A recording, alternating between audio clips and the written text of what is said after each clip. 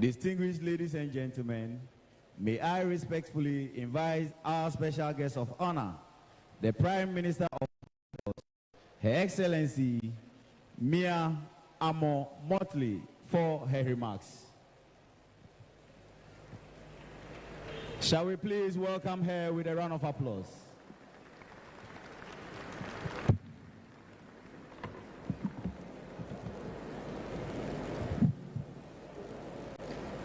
Thank you very much, Master of Ceremonies. President of the Republic of Ghana, His Excellency Nana Akufo-Addo, and First Lady of the Republic of Ghana, Mrs. Rebecca Akufo-Addo, Vice President of the Republic and Second Lady of the Republic of Ghana, Your Lordship, the Chief Justice of the Republic of Ghana, honorable members of the Council of State, ministers, members of Parliament, members of government officials of Ghana, traditional rulers and religious leaders of Ghana, members of the Republic Board, and indeed my own Minister of Foreign Affairs and my own ambassador, distinguished Ghanaian citizens all. Today I am filled with such hope, and I am so happy to be here with you to celebrate the 65th independence of your country. On behalf of the people and government of Barbados, I extend congratulations, our warmest congratulations, to you on the attainment of this milestone. For us, you were the beacon that shone the light almost 1 decade before we came to that own moment ourselves. And that is why last year, when we became the youngest parliamentary republic, we asked your president to bless us with his remarks, because we felt that just as you led the way in 1957 and 1960, you led that way for us with the coming of our republic.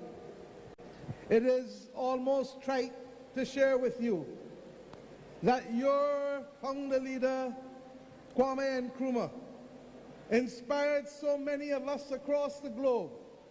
After decades and in some instances centuries of colonialism and exploitation, the capacity to rise and to be able to say that we can, we shall, we will.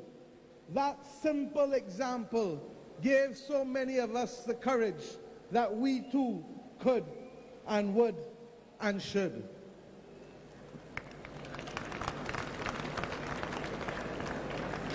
As I indicated to you just last year on the 30th of November, we took that step. And on that occasion, we elected our first president, Dame Sandra Mason, who has asked me also to pass regards to you, Mr. President, on the occasion of this 65th anniversary. It is significant to us, sir, that when you spoke and shared your message with us as a Barbadian nation, you indicated that it was our great fortune to be able to complete this circle of self-determination at a time when the world has so readily embraced the principles of democracy and enfranchisement.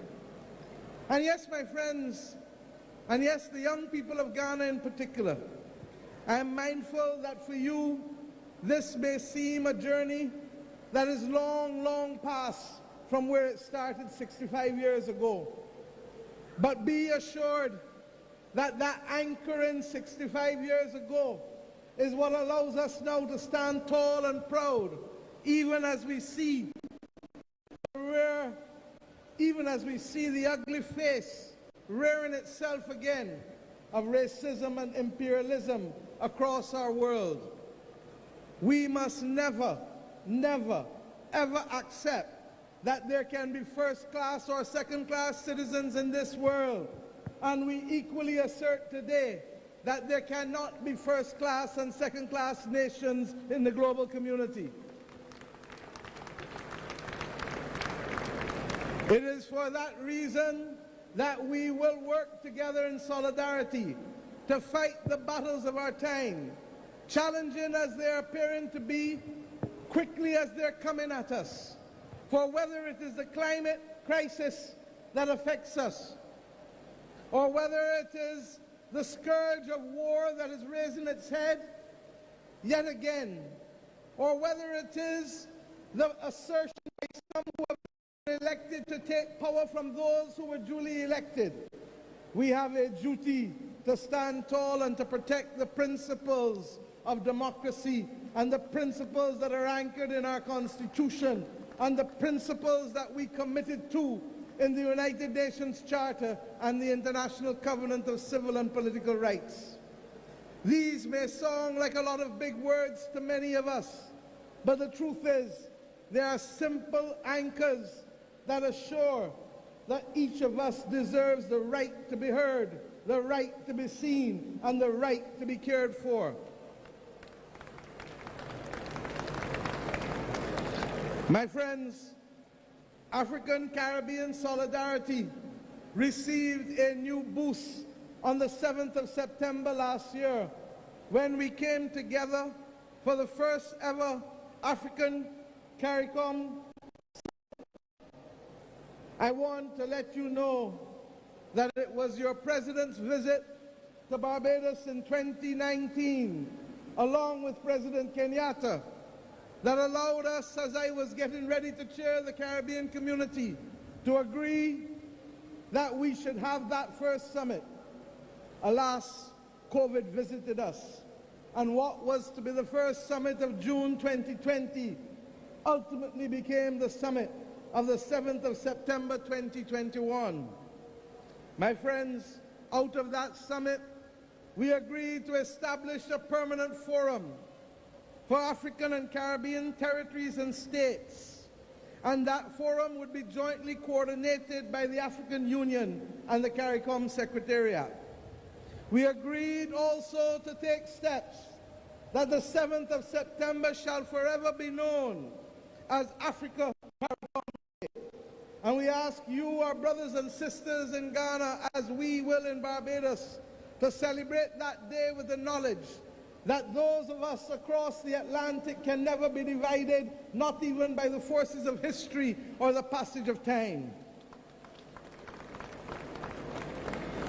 The establishment of this forum will allow for us to bring about synergies between the CARICOM single market and economy and the African Continental Free Trade Area. And it is significant that in both of these instances, our two countries lead the effort. In your case, for the Africa Continental Free Trade Area, and in the case of Barbados, for the CARICOM single market and economy. We've also agreed that we should collaborate and work much closer at the United Nations, because many of our objectives are the same and our missions are the same. We may have different routes by which we must get there, but if we have the same destination, and if we have the same purpose, then we have a duty to collaborate and cooperate with each other. We've also agreed that that collaboration should be heard as we raise our voices against the inequity of vaccine distribution that has bedeviled our world as if there were truly first-class and second-class nations of the world. We reject that. We reject that. We ask ourselves to cooperate equally on the matters of the climate crisis, and we do so conscious that each of us is affected. You here with the same coastal erosion, whether in the Volta region or the Greater Accra region, or with the flooding that has regrettably taken place in your own country in 2019 and as recent as last year in August, affecting your ability to produce food, affecting your ability to buy food, because the costs continue to rise. And now that it is compounded by the realities of the pandemic and the realities of the war in Ukraine, we expect, regrettably, that there will be difficult times, that there will be increases in prices continuing. And I say to you, the people of Ghana, that in the same way that we have in Barbados to explain to our people that the cost of living that now chokes so many of our people is regrettably not national, but global in nature. For we only need to look at the impact that will be happening soon as we get our next shipments of oil, as we get our next shipments of food, as we get our ability to negotiate whether we can in fact get the shipping arrangements to receive that which we want to buy. But we know that we come from a proud and resilient people, and not even the combination of the pandemic and the climate crisis and the consequences of aggression in Ukraine can cause us to bow and to lose focus. Yes, the times will be hard, but our ancestors have shown us that even in hard times we can rise above this and hold firm to the view that we are a resilient and dominant people capable of moving strong ahead. It is for that reason, Mr. President, that when we look at the global architecture and the lack of fairness in the structure of it, we too echo your own calls and that of others, that the African Union should be given a chance to become part of the global leadership if it is to be legitimate and if it is to be morally accepted by us all. The G20 cannot remain 20.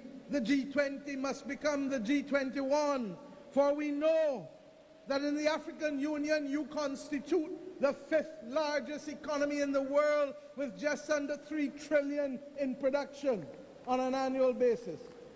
And we know that the 1.3 billion people of this continent actually have the greatest demographic dividend to be reaped in the 21st century, with the largest percentage of young people on the planet Earth today to be found on the continent of Africa.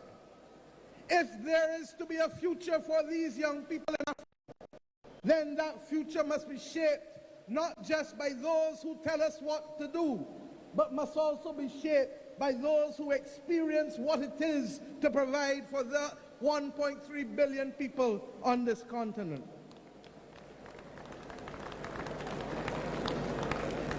My friends, we stand in solidarity and in unity with you on these great issues.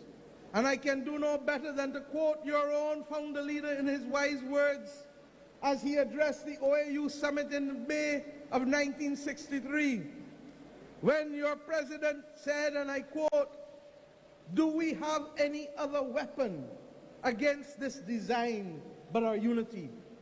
Is not our unity essential to guard our own freedom as well as to win freedom for our oppressed brothers, the freedom fighters? Is it not unity alone that can be an effective force capable of creating our own progress and making a valuable contribution to world peace? We must stand united now more than ever. And the calls to remove a member of the P5 this week only serve to remind us of the absolute injustice and inequity of the P5, the permanent 5 in the Security Council in the first place. And that is why we say there can be no first-class or second-class nations of the world. It came to a head, an absolute head, when the one that was given the power to veto literally this week ensured that that veto literally made the United Nations almost useless in its capacity to save the people of Ukraine as they faced down the weapons of Russia. We say today that it is not only there that there must be change.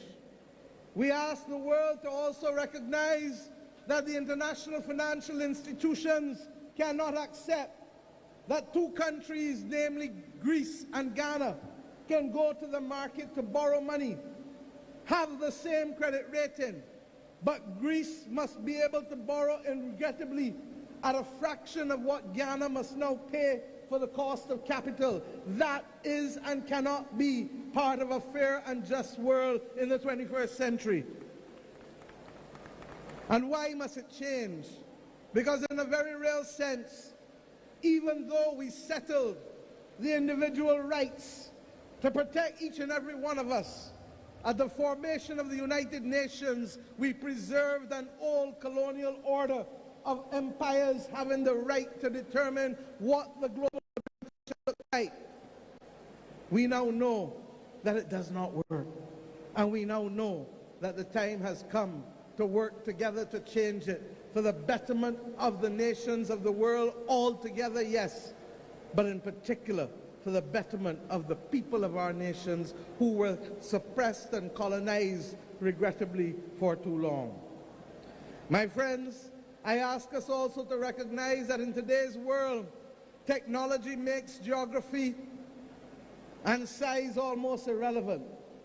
And therefore it gives us that unique opportunity, and certainly as we have done in the Caribbean and in my own country, to assert that the time has come to reclaim our Atlantic destiny, that the time has come for strong strategic leadership. And that is why we have come to look to you on so many things for partnership as you have. I stand here today on your Independence Day to thank the people of Ghana for being able to support us in our need for nurses, with the first 95 nurses having gone to Barbados in July of 2020. We thank you, the government of people of Ghana, for that most generous gesture. And we are heartened that they have made a huge difference to our public health care system. So much so that we have just completed interviews for just under another 200 nurses to come to Barbados in the near future.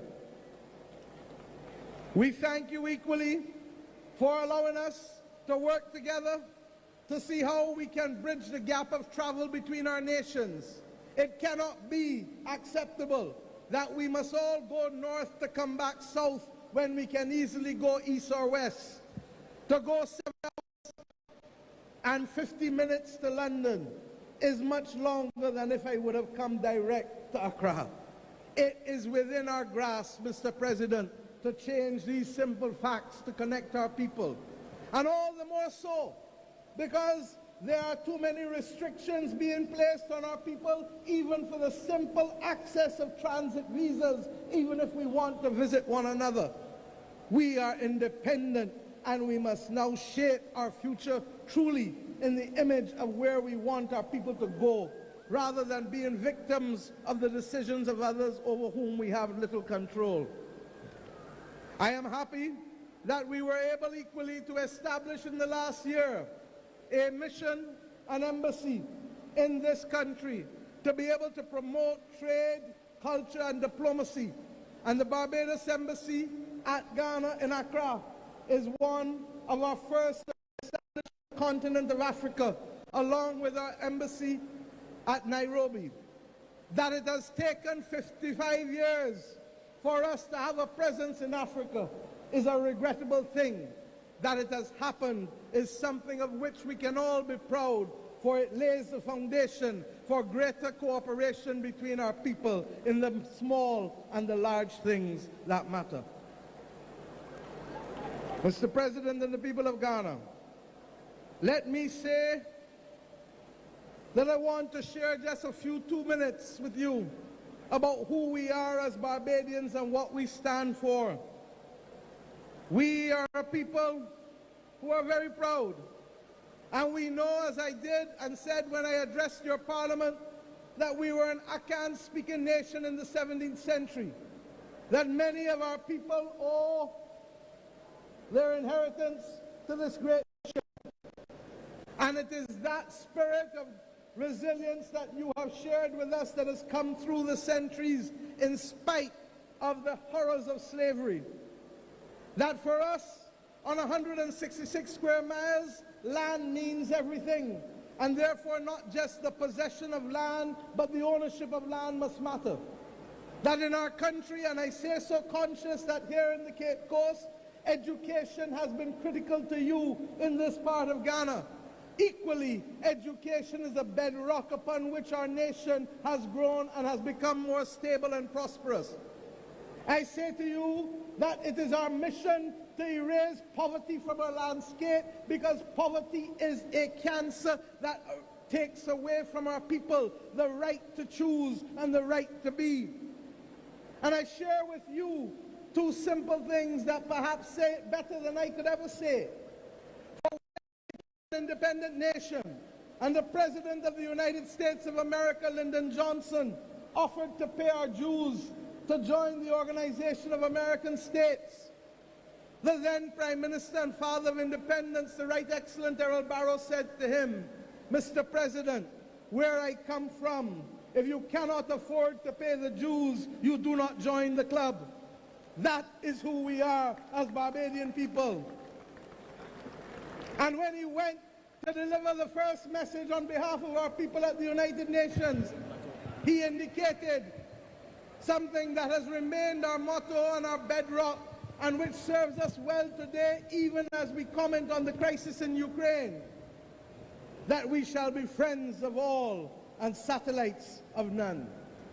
This is the spirit which was imbued in us, and we have no doubt that that spirit owes its to right here where I speak today in the continent of Africa, because that is what allowed us to keep our heads high in spite of all that we had to face.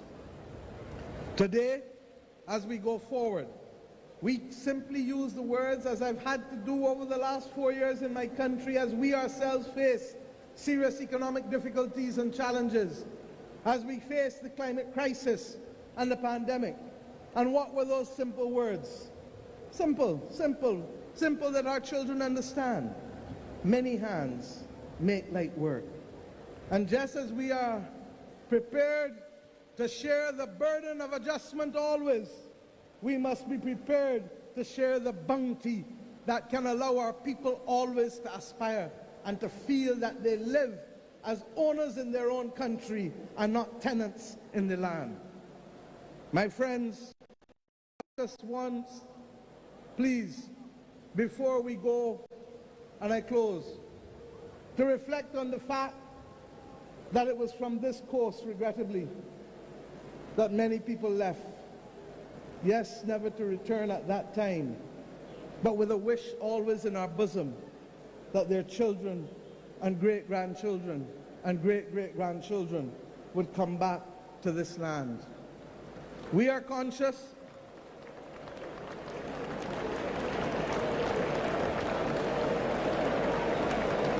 it is emotional. We are conscious that those who put your family in those castles, those horror houses, whether here or in Gorée, did it because they simply did not see you, hear you, or care for you, and did it solely for the purpose of profit and solely for the purpose of power and dominion. It is regrettable that those same motives are showing themselves on the landscape of the world today.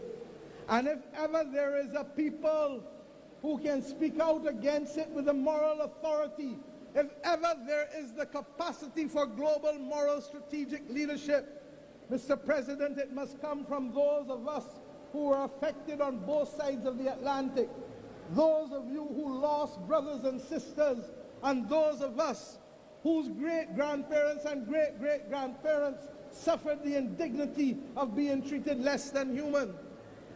We have come to this point today to say to these young people who sit opposite me that it must never happen again.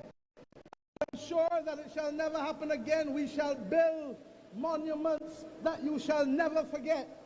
And it is therefore with pleasure that I share with you today that one of your own distinguished citizens, the David Ajay, has been the person responsible for designing the monument in Barbados, the country that has had, regrettably, a relationship with racism that is a blot on our history.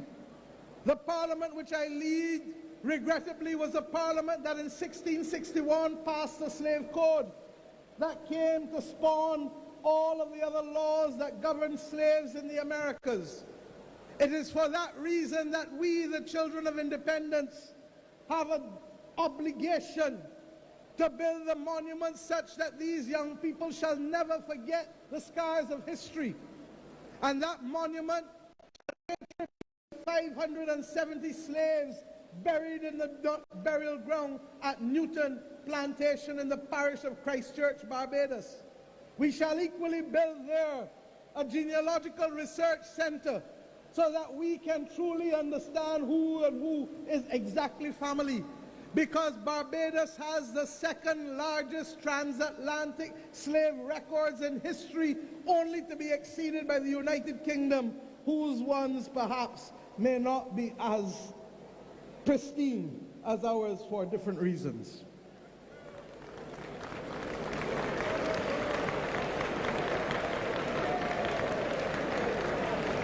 The monument that he has designed shall have 570 timbers standing tall.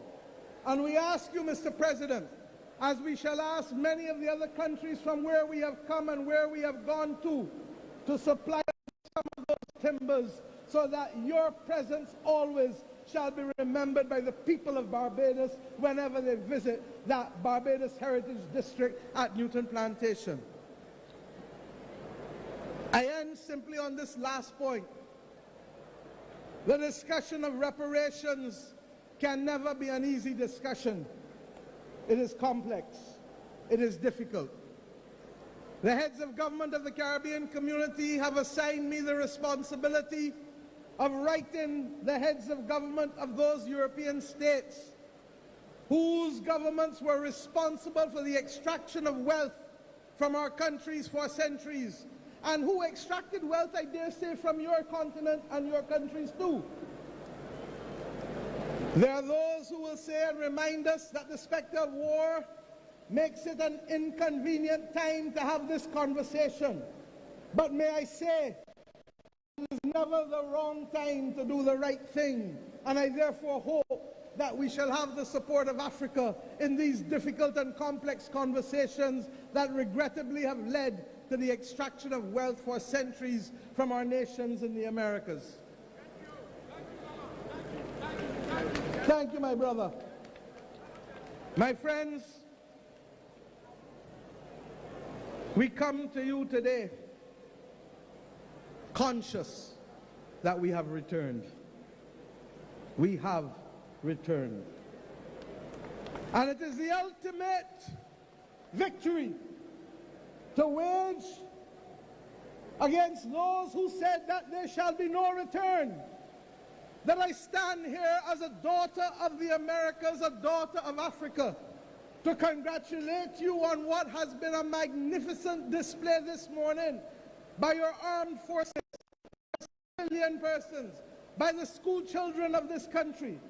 And may I say, as I saw the stilt men and the masqueraders, Mr. President, just as you felt when you inspected our troops in Barbados that you were in Accra, I feel today that I am in Bridgetown at Cropover when I saw the masqueraders and I saw the stilt men move through this stadium. It is a reminder always that we are truly family. So let us not look north, let us look west, and let us look east, and let us be determined always to remove the middleman, to remove the middle leg, and to remove the middle passage.